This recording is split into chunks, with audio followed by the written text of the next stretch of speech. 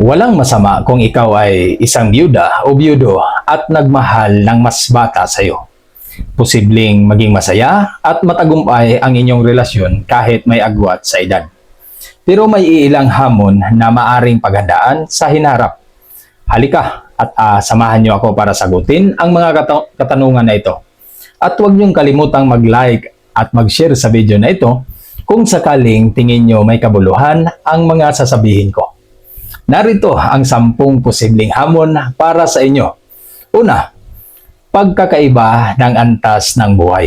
Maaring magkaiba kayo ng mga prioridad, pangarap, at mga plano sa hinaharap.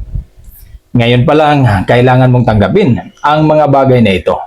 Ganun pa man, kahit anong klaseng plano, kahit magkaiba man kayo, kung iisa lang din naman ang patutunguhan nito, ay ang magtagumpay sa maging buhay nyo. Wala naman ako nakitang problema nito. At ang pangalawa, pananaw ng ibang tao.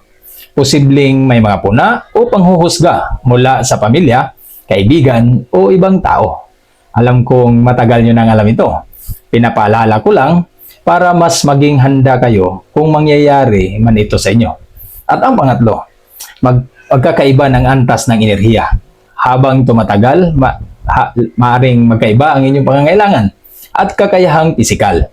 Siyempre, kung mas bata nga naman ang maging partner mo, di hamak na mas malakas ito kumpara sa iyo. Pero kaya mo yan. Huwag mo lang pabayaan ang sarili mo. Mag-ehersisyo araw-araw para mapanatili ang lakas. Ika nga, kalabaw lang ang tumatanda. At ang pangapat, usapin sa pamilya at mga anak. Kung may mga anak ka, maaring kailangan ng oras para matanggap nila ang bago mong relasyon. Opo, mahalaga po ito para maiwasan ang magkagulo at hindi pagkakaintindihan sa bawat panig. At ang panglima, pinansyal na usapin. Mahalagang malinaw ang usapan tungkol sa pera, trabaho, at mga responsibilidad. Sikapin mong may matibay kang source of income o pagkakatiwalaang trabaho para may provide mo ang pangangailangan ng partner mo. Real talk lang tayo. Medyo magastos to dahil mas bata sa'yo. Pero hindi naman lahat kasi may mga tao naman na nakakaintindi sa isang sitwasyon. Ang panganim, magkakaiba sa emosyonal na kahandaan. Maaring magkaiba ang antas ng pagiging handa sa seryosong relasyon. Mag-ingat lang, baka naman hindi seryoso ang taong ito sa iyo. Baka matulad ka sa iba na pagkatapos maubos ang pinaghirapan, kasabay din na nawala ang taong ito. Pang-7, mga plano sa hinarap. Dapat magkasundo kayo tungkol sa pag-aasawa, patirahan at pangmatagalang plano. Mahalaga po ito na mapag-usapan na mas malinaw kasi may mga bagay na minsan hindi nagkakasundo ang partner mo at ang mga anak mo, kung meron man. Pang-8, silos at insecurities. Maaring magkaroon ng pag-alinlangan tungkol sa edad o sa tingin ng ibang tao.